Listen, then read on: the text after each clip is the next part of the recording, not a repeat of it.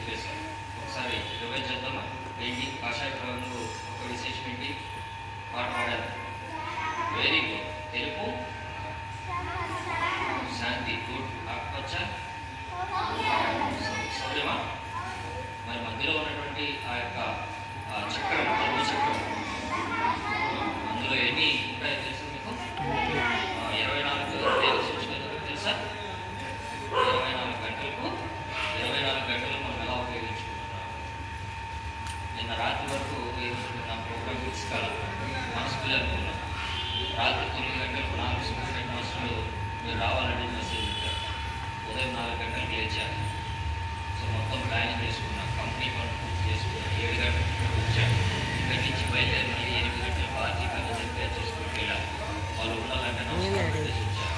మంగళం ప్రిపేర్ చేసుకుని వెళ్ళారు. వాళ్ళు ఫ్యాక్టరీ చేసి వచ్చారు. చివరిగా మన స్కూల్లో రాత్రి కాలేజీలో వచ్చిన పప్పు తీసుకుని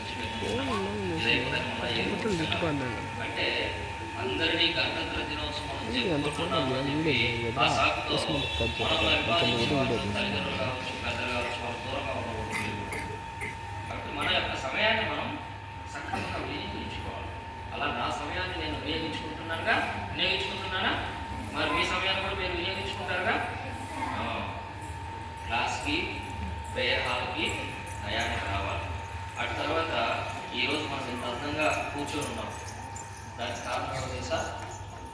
చెప్పండి. టీచర్స్. Very good. అందరూ క్లాస్ కొట్టండి. టీచర్స్ అంటే మా పిల్లలు ఈ విధంగా ఇబ్బంది పడుతున్నారు అని చెప్పి పేరెంట్స్ దృష్టికి తీసుకొచ్చి అందులో ఒకరైనటువంటి నేను నా యొక్క ఆలోచన, నా యొక్క తెలివితేటలు ఉపయోగించి you believe are not collector గారితో అయ్యా నేను ఒక్క నిమిషం మాట్లాడాలని ఫోన్ చేశాను. ఆ ఒక్క నిమిషం 2 స్టేట్మెంట్లు చెప్పాను. ఏమి చెప్పారో నాకు మెసేజ్ పెట్టండి పెట్టారు. దాని ఫలితమే డిసెంబర్ 26, 2024లో మన యొక్క స్థితి ఎలా ఉందో మనందరికీ తెలుసు. ఈరోజు జనవరి 26, 2025. ఈరోజు ఎలా ఉంది? దీన్ని మనం కాపాడుకోవాలి. గణతంత్ర దినోత్సవం యొక్క పర్పస్ ఏంటంటే పెద్దలు, పూజ్యులు స్వాతంత్రం రావడానికి, ఈ గణతంత్రం రావడానికి చేసినటువంటి ఆ యొక్క పోరాటాల ఫలితమే ఈరోజు మనం జీవిస్తున్న జీవన విధానం. దీన్ని మనం సక్రమంగా చేసుకోవాలా లేదంటే డిస్టర్బెన్స్గా చేసుకోవాలా? మీరు పిల్లలు కదా, పిల్లలు అయితే మీరంటే సక్రమంగా చేసుకోవాలా? క్లాసుల్లో టీచర్లను ఇబ్బంది పెట్టకుండా, అరవకుండా, కొట్లాడుకోకుండా కూర్చోవాలి. అందుకే ఇక్కడ క్లాస్ రూమ్లో ఉండేది. అవునా కదా?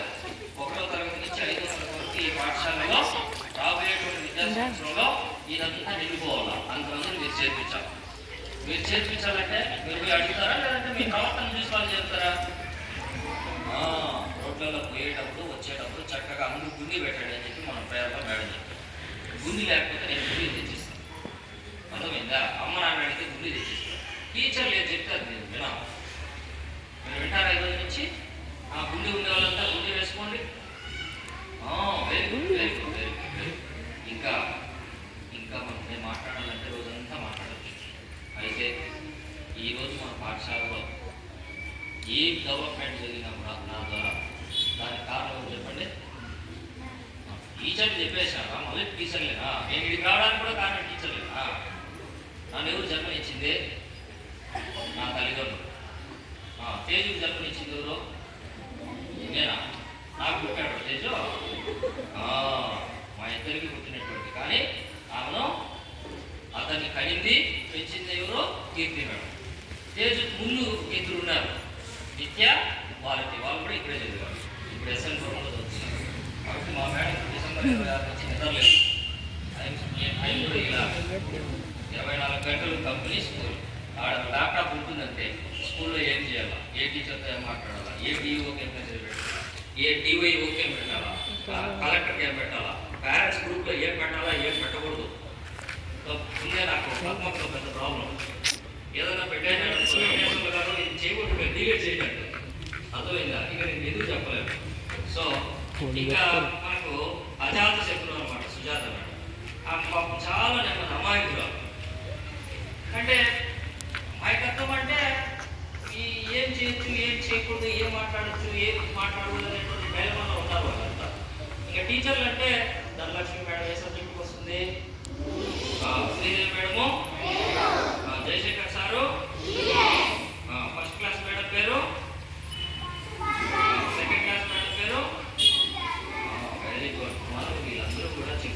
చెప్పి ప్రతి ఒక్కరికి కూడా ఇచ్చాము. అందరికీ చాక్లెట్స్, ప్రైజ్ విన్నర్స్తో పాటు ప్రైజ్ గెలుచుకోలేని వాళ్ళకు కూడా కీర్తి మేడం ఏం చెప్పిందంటే అందరికీ ఇవ్వాలి ప్రైజులు, మన పుస్తకాలు అందరికీ ఇవ్వాలని చెప్పింది. సో కీర్తి మేడం ఒకసారి పెట్టి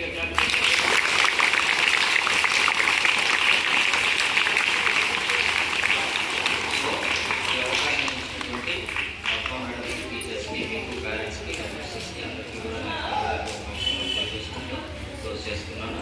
thank you very much.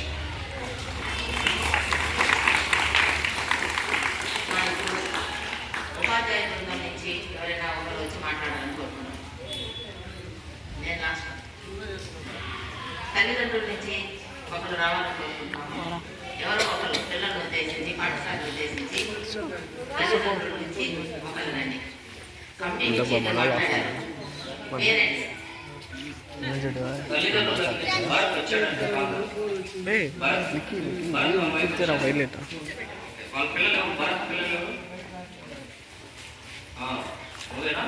So ఒకసారి ఆ చైర్స్ నేను నైట్ ఫోన్లో చెప్పి అరేంజ్ చేయగలను. సో ఒకసారి భరత్ వాళ్ళ ఫాదర్కి క్లాప్స్ కొట్టండి. ఇప్పుడు మనందరికీ చాలా ఇష్టమైనటువంటి టీచరు పద్మా మేడం మాట్లాడారు.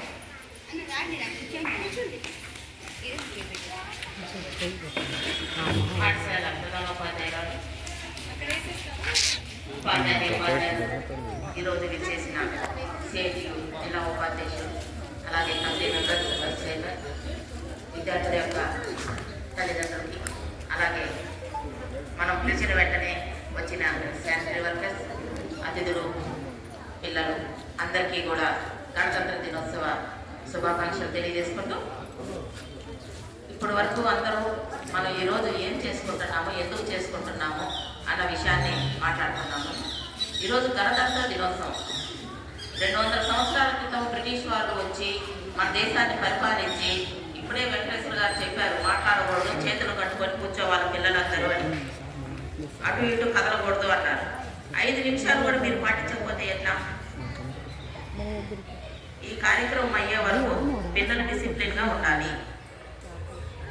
మనం బానిసలుగా బతుకుతున్న రోజుల్లో ఎంతో మంది వీరులు త్యాగాలు చేసి, ప్రాణాలు బలిదానం ఇచ్చి, స్వాతంత్ర పోరాటంలో పాల్గొని మనకు స్వాతంత్రం తెచ్చిపెట్టారు. స్వాతంత్రం తెచ్చిపెట్టిన తర్వాత మన దేశాన్ని ఎలా పరిపాలించుకోవాలి, మన దేశానికి ఎలాంటి అభివృద్ధి కావాలి. మనం దేశంలో ఒక ప్రత్యేకత ఉంది. ఇది ఒక మతానికి, ఒక కులానికి చెందిన దేశం కాదు. విభిన్న జాతులు ఉన్నారు, విభిన్న కులాలు ఉన్నారు, విభిన్నమైన ప్రాంతాలు ఉన్నాయి. ఒక్కొక్క ప్రాంతానికి పరిస్థితులు వేరువేరుగా ఉన్నాయి. ఒక ప్రాంతంలో తినే తిండి వేరుగా ఉంటుంది, మరొక ప్రాంతంలో తినే తిండి వేరుగా ఉంటుంది. కాబట్టి ఈ భారతదేశం అనేది ఒక కలవర గొప్ప.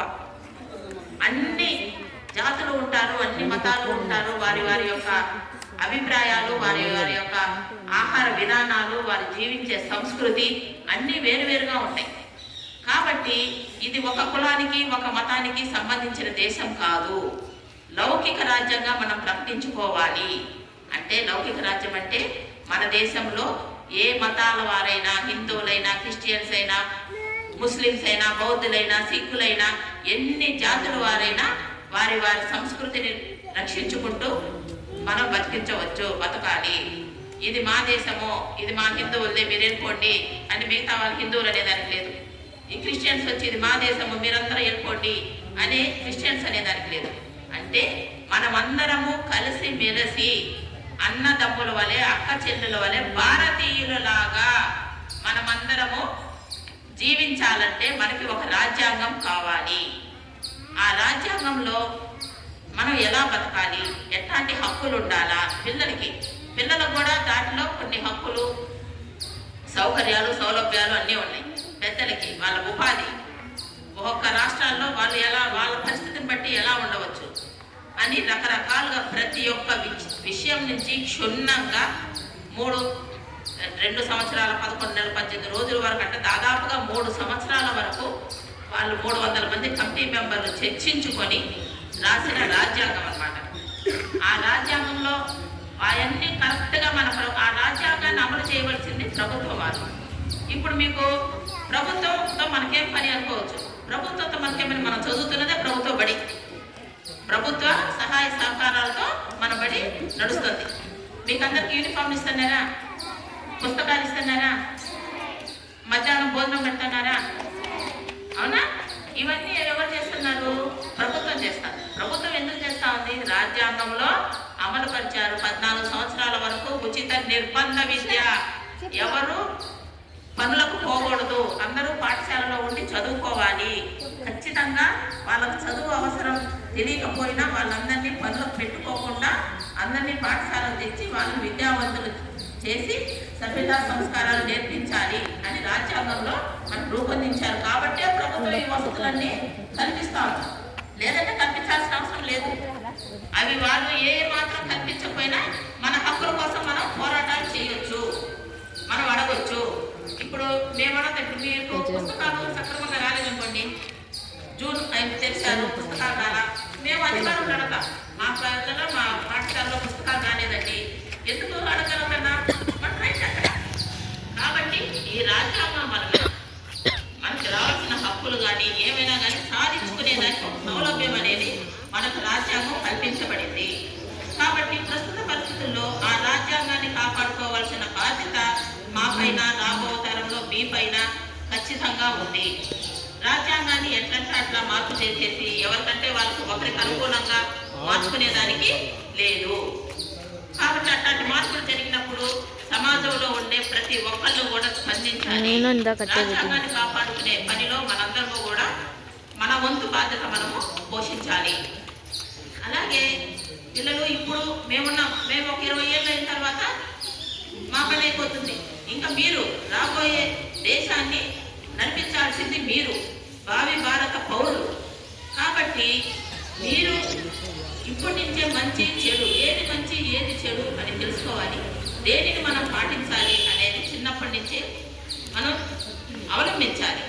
ఇప్పుడు ఒక 40 సంవత్సరాల క్రితం, 50 సంవత్సరాల క్రితం ఇప్పుడు మన ముఖ్యమంత్రి ఎవరు? ముఖ్యమంత్రి ఎవరు? చంద్రబాబు నాయుడు గారు కదా.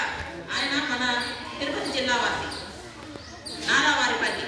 ఒక 40 సంవత్సరాల 50 సంవత్సరాల క్రితము ఆయన మీలాగా ఇక్కడ కూర్చొని జెండా వందనానికి అన్నిటికీ వచ్చిన వ్యక్తి.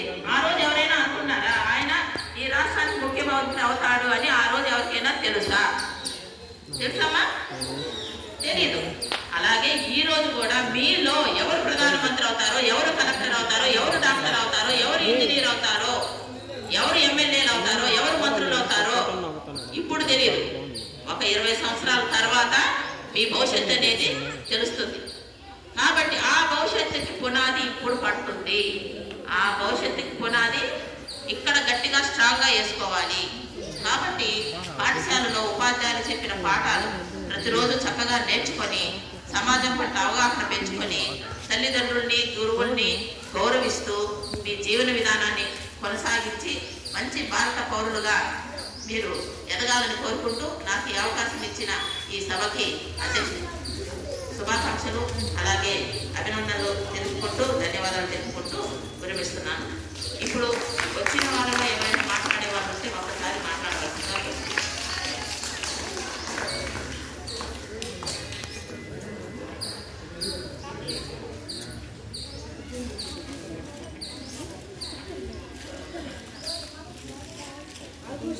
హెచ్ఎం గారు, అదేవిధంగా పద్మజ మేడం, శ్రీదేవి మేడం, మనం ఈరోజు ఇలా కూర్చొని చక్కగా ఈ యొక్క గణతంత్ర దినోత్సవం వేడుకలు చేసుకుంటున్నాము అంటే దానికి ప్రధాన కారణం అధికారులు, మన టీచర్స్, పేరెంట్స్, మీరుతో పాటుగా మున్సిపల్ కార్పొరేషన్లో పనిచేసేటువంటి మన ఈ ప్రాంతంలో నివసిస్తున్నటువంటి ఆ కార్మికులు ఉన్నారు. సో వారు ఈ స్కూల్కి అందించినటువంటి ఈ యొక్క ప్రాంతానికి అందించినటువంటి సేవలకు గాను చిరు సత్కారం ఈ రోజు మనం చేయాలనుకున్నాం. గట్టిగా వాళ్ళు ప్రతి ఒక్కరూ వచ్చి ఇక్కడ నిలబడేంత వరకు మీరు క్లాప్స్ కొడుతూనే ఉంటారు.